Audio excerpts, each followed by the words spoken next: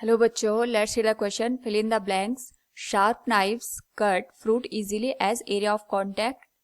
Here we have given a blank portion. Now to answer this question, first we will discuss here the key concept, and here the key concept will be pressure exerted by an object on a given surface. तो pressure होता है हमारे पास force per unit area के बराबर, जिसको हम इस तरीके से समझ सकते हैं कि सपोज हमारे पास ये कोई ऑब्जेक्ट है, इस पर अगर हम यहाँ पे फोर्स अप्लाई करते हैं तो किसी पर्टिकुलर एरिया पे कितना फोर्स हम अप्लाई करेंगे, इसी को प्रेशर का नाम देते हैं.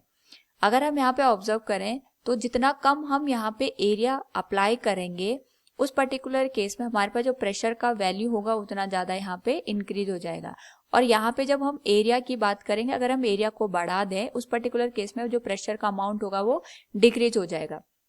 इसी के बेस पर हम इस क्वेश्चन का आंसर करेंगे.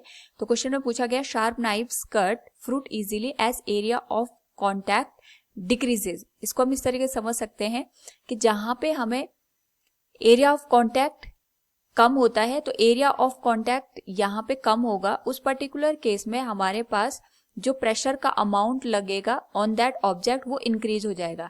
प्रेशर ज्यादा लगेगा तो हमारे पास जो फ्रूट है उसको कट करना यहाँ पे आसान रहेगा. जैसे हम फिगर में भी देख सकते हैं, जितनी शार्पनेस नाइफ में रहेगी एरिया उतना कम हो जाएगा, और एरिया जितना कम होगा प्रेशर का अमाउंट उसी रेशियो से यहाँ पे बढ़ जाएगा. और जैसा यहाँ पे एरिया ऑफ कॉन्टैक्ट कम होता है उस पर्टिकुलर केस में हमारे पास जो ऑब्जेक्ट होता है या जो फ्रूट होता है इसको कट करना यहाँ पे आसान रहता है. इसीलिए जो नाइफ्स होती है उनको हम यहाँ पे शार्प रखते हैं. So from the given question we can say sharp knives cut fruit easily as area of contact decreases.